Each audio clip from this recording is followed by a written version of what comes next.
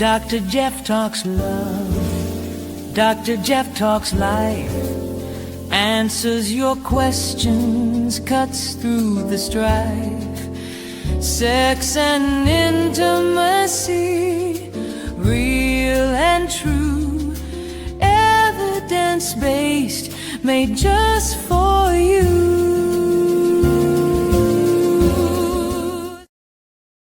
Welcome back to Dr. Jeff Talks About Sex and Intimacy, the podcast where we explore the science, psychology, and humanity of sexuality, relationships, and emotional well-being.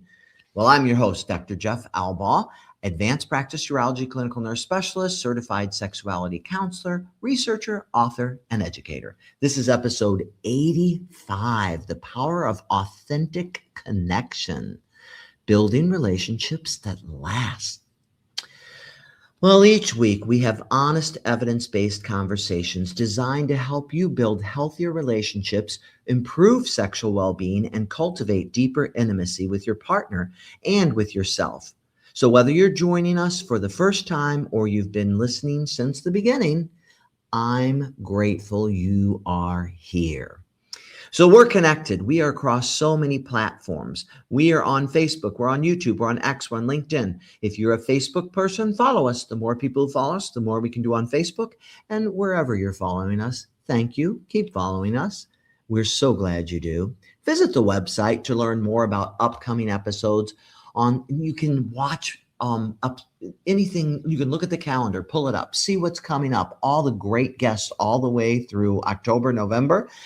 And also you can pull up each past episode. You can watch them right there, or you can watch them on YouTube, but go to the website and you'll find out everything that's going on. You can take us with you wherever you go because we are streaming. We're on Spotify, Amazon Music, iHeartRadio. Where you go, we go. So if you're working out, work out with Dr. Jeff. If you're on the road, take us with you. Always glad to come along. As always, I'd like to take a moment to let you know that all are welcome here, whatever your sexual orientation, your gender identity, or your relationship style. This space and this place were created for you. Thank you for being here. The mission of the podcast is simple. It's to empower and enlighten you with evidence-based information that improves your sexual health, that deepens your loving relationships, so you can live your one miraculous, wholehearted life with more love. Well, today's episode is a little different because it's just you and me. When people think about intimacy, they often think first about sex. But before there is physical intimacy, there's emotional intimacy, the experience of feeling truly seen, heard, and accepted and valued by another person. That kind of authentic connection isn't something that happens by accident. It's built through trust, vulnerability, empathy, and the willingness to show up as our genuine, true selves. Unfortunately, many of us have learned to protect ourselves by hiding parts of who we are. We wear masks, we avoid difficult conversations, or assume our partner should somehow know just what we're thinking and how we're feeling. Over time, those patterns can leave us feeling lonely, even in a committed relationship. My hope is by the end of our time together, you're going to feel encouraged to take one small step towards being a little more open, a little more present, and a little more connected with the people who matter most to you. So let's begin. All right. The power of that authentic connection, so powerful. And I'm excited to talk about it. But we are more connected than ever. 1 in 3 adults report. But despite that, because we're so connected, we can be connected across miles and miles and miles. From across the world, we can be connected. But still, recent study, 2023, 1 in 3 adults report feeling lonely on a regular basis. Now, the average person spends 6+ hours a day on screens.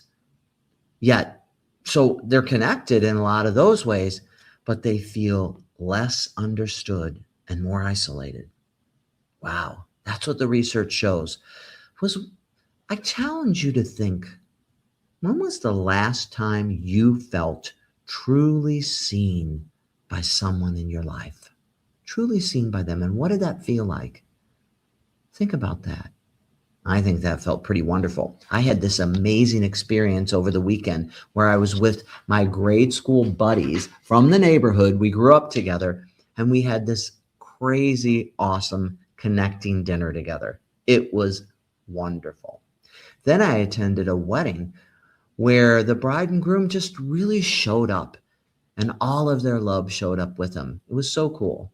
So those moments are so precious and so great. Authentic connection, it's a whole lot more than just being connected together. There's different levels of connection. There's surface connection, which is really you're sharing a space. It's small talk, it's routine, nothing wrong with it, but it's sort of casual chit chat. Then there's authentic connection, which is being fully known and fully accepted. Now that requires presence, honesty, and courage. Courage, because you feel a little vulnerable when you show up that authentically in your present. But boy, is it a wonderful, beautiful thing and so worthwhile. Well, who cares? Why does this even matter? Well, authentic connection is a health issue. Yeah, it's not just feelings.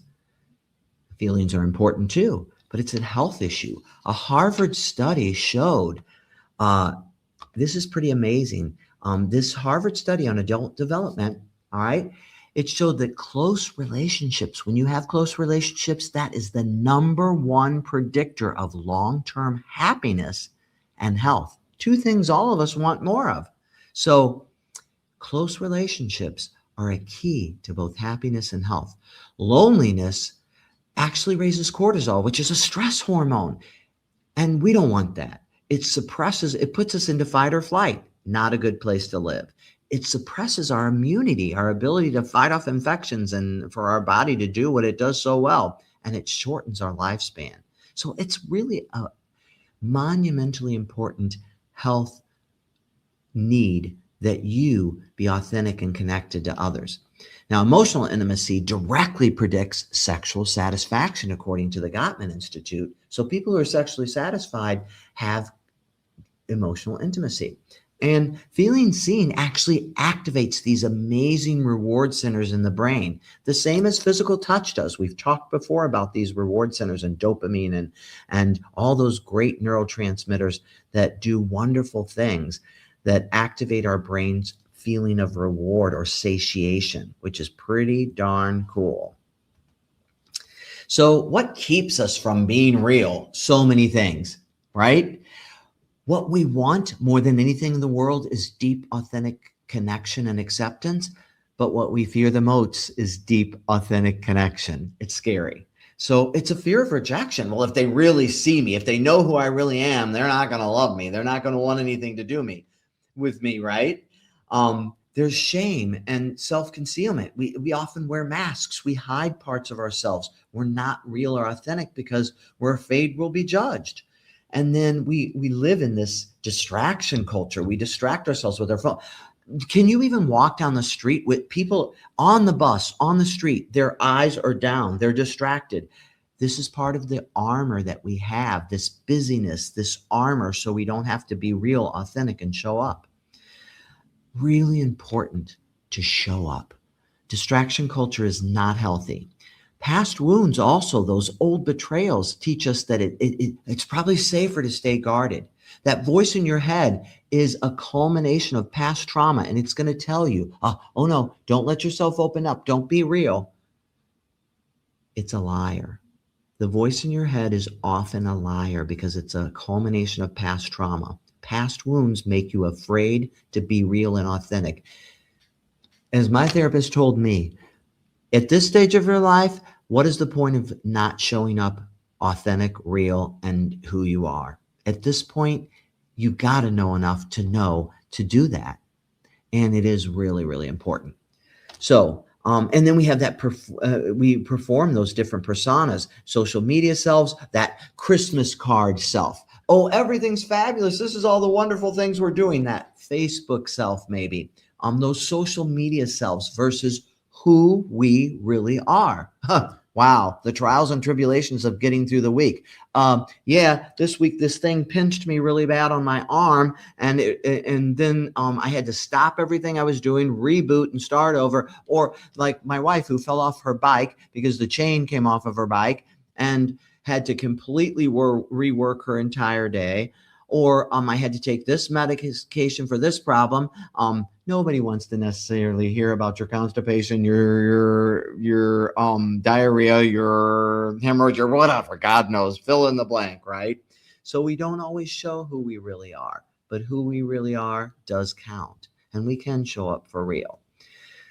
So vulnerability is the only path, as Brene Brown has said over and over. It is the only path to love and belonging. It is the only path to creativity. Vulnerability is not weakness. It is the birthplace of trust. It's where trust lives and is born. I love Brene Brown's work. If you haven't seen it, read it. It's amazing. She says vulnerability is the only bridge to connection. It's the only bridge to authentic connection, feeling seen, heard, and valued, as she says. Sharing uncertainty, fear, or imperfection signals, I trust you with the real me. I trust that I can show up with you and it's okay. You still want to be sensitive and kind, but the real me can show up. In relationships, it invites your partner to do the same thing. I love you with all of your flaws, with all of your different things, and I love the real you. How good it feels to be loved and accepted for who we truly are with all of our blemishes and flaws and cracks. The cracks are what let the light in and let us see more, but they scare us. So we have that vulnerability loop. One person opens and is vulnerable. The other feels safe to open. Trust deepens, and round it goes till we have a wonderful, authentic place we can show up. And I'm so blessed to be able to do that with my wife, with my family, with my best friend, with my best friends. And I have wonderful people that I can show up and be real with, and they can show up and be real with me, and we can just sit in that wonderful space and place together. My favorite place to be, for sure. Emotional safety is the container for intimacy, period. You can't be real where you don't feel safe. Let me repeat that. You cannot be real if you don't feel safe. Safety is an absolute prerequisite. Emotional safety means I won't be judged, I won't be mocked, I won't be dismissed or punished for being honest. Dismissiveness is one of the number one issues I see with my couples that I see in couple therapy, in practice. And many couple therapists will say that too. Often we have trouble sitting with negative or hard feelings, so we dismiss them. So we don't want to judge. We don't want to mock. We don't want to dismiss or punish. We want to be able to show up and be real. So how do we do this? It's built through consistency, over and over and over, being able to do this. Reliability, knowing that it's okay, always. Non-reactive listening, sitting with feelings, sitting with difficult conversations, sitting in those spaces and just being there. Not reacting, but being in that space and place and allowing the experience and the feelings to exist. My wife always reminds me, I don't need you to fix it. I just need you to listen and be supportive and sit in this space with me. And then using repairs after conflict, owning what you did right or wrong, and working on repairs. So what destroys safety? What destroys intimacy? Well, that would be the 4 horsemen. That's contempt. That's making it personal. When you did this and the way you did that, you never, making it personal. Contempt. Criticism. Who wants to be criticized? And when you make it personal, then it's contempt and criticism. And so then you're like, well, gosh, I just won't say anything because everything I say is wrong. That's stonewalling, and that doesn't work either. Or becoming defensive.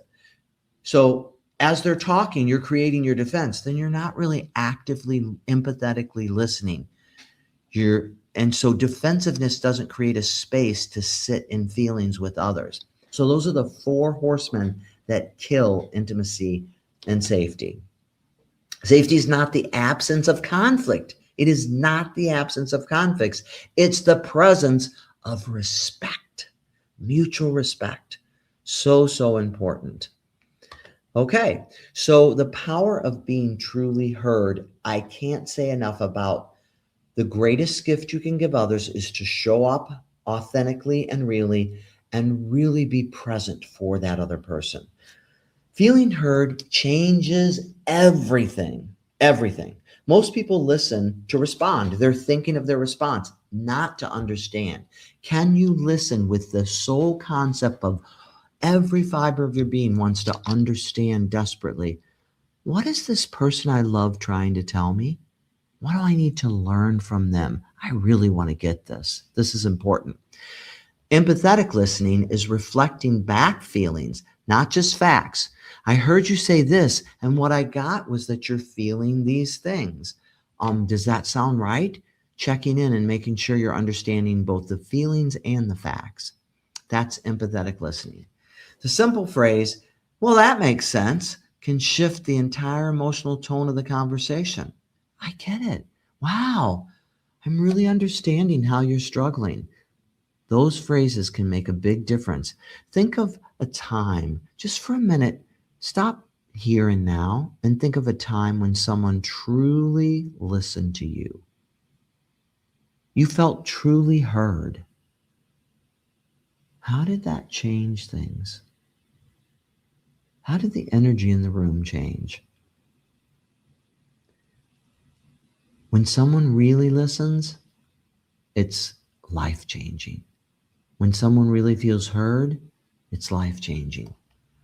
Show up, listen, be present. So important. All right. So how do we do this? How do we put it into practice? Because that's what we're also here to learn is how do we put this into practice? Here are some very simple things you can do. The 6-second kiss. It's intentional greeting. It's not a peck. It's a 6-second kiss. It increases these wonderful attraction and bonding chemicals in our brain. 6-second kiss. Daily check-ins. What do you need from me today? What's going on with you today? What was wonderful today? What was challenging today? Daily check-ins. Curiosity questions. Ask something you don't already know. There's got to be something you don't already know. You'd be surprised. And you can look online to find amazing questions, to find ideas for those. Put your phones down and pick up your love life. We had a whole episode on that. Put down your phone. 30 minutes a day of undivided presence. Put your phones down. Turn off your screens. Look, listen, feel. When you go to dinner, look into each other's eyes. Be curious about each other. Engage. Bond. Be emotionally connected. Oh, gratitude. I did a whole episode on gratitude. So appreciation rituals. Gratitude is amazingly powerful. Name a specific thing you are truly grateful for that's real about your partner and let them know. How did that make them feel? And then when you do your repairs, when you make mistakes, and my wife will be happy to tell you I make mistakes even though I teach this stuff all the time. Sometimes I really stink at this even though I teach it, okay? So, but the bottom line is make repairs. Don't let things fester. I really want you to know how sorry I am that I reacted in an unacceptable way earlier today. And the things I said were hurtful, and I am really, really sorry. I love you, and that's not what I want to come out of my mouth. I'm going to work on this. So that's how we do quick repairs. What is so important for us? Remember how we've said, show up. Everyone wants to feel seen, heard, and accepted. These are the pillars of lasting intimacy. 3 things. Seen. My partner notices me, my moods, my growth, my efforts.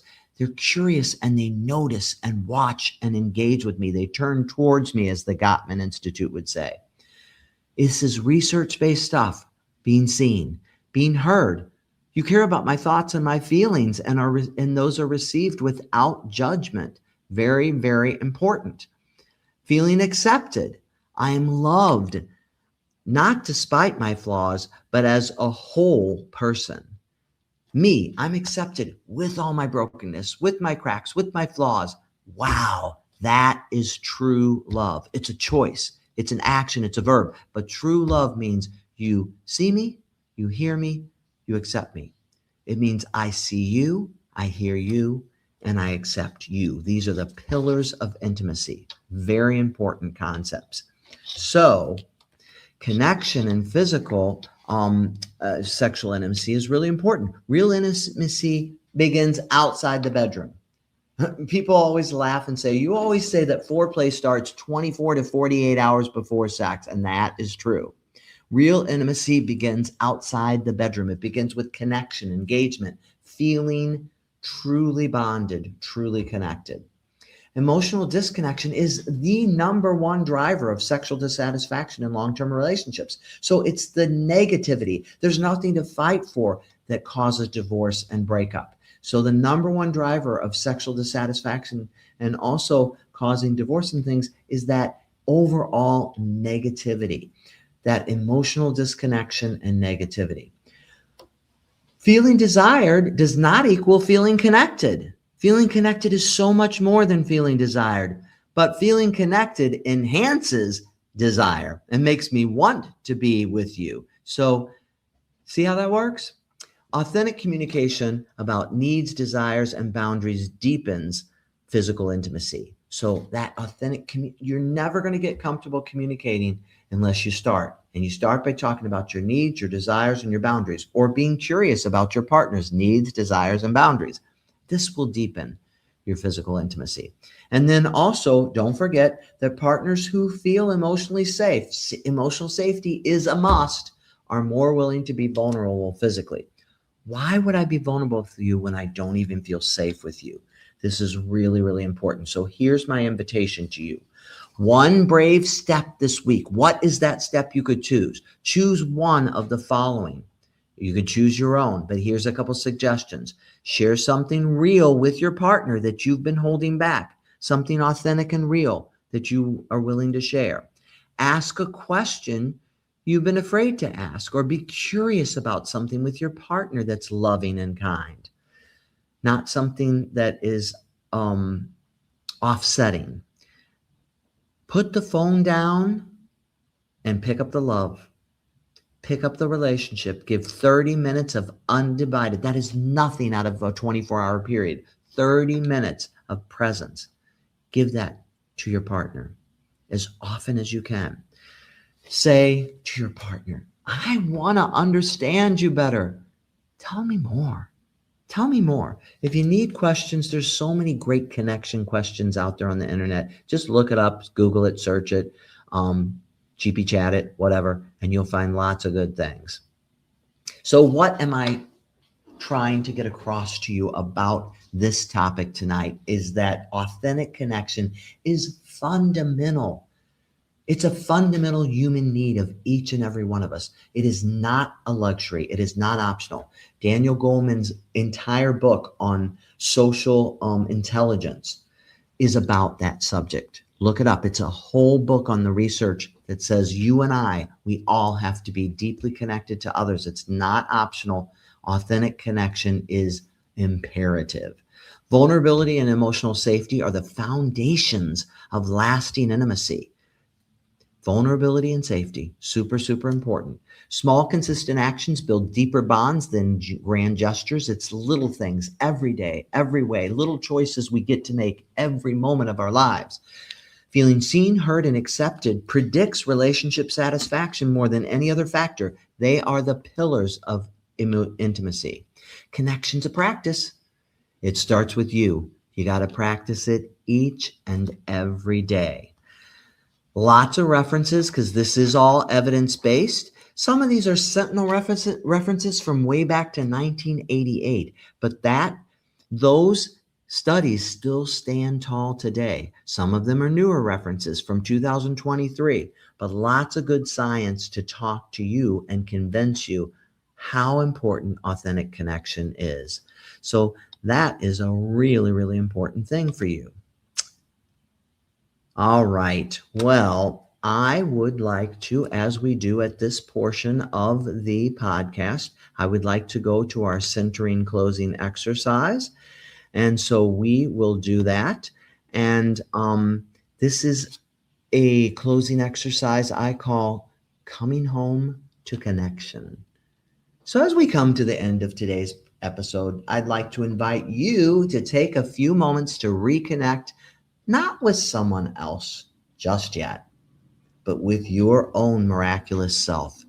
If you're able, gently place both feet on the ground and find a comfortable seated position. Allow your shoulders to soften. Any stress, allow it to melt away as you breathe. Take a slow, deep cleansing breath in your nose and exhale gently through your mouth.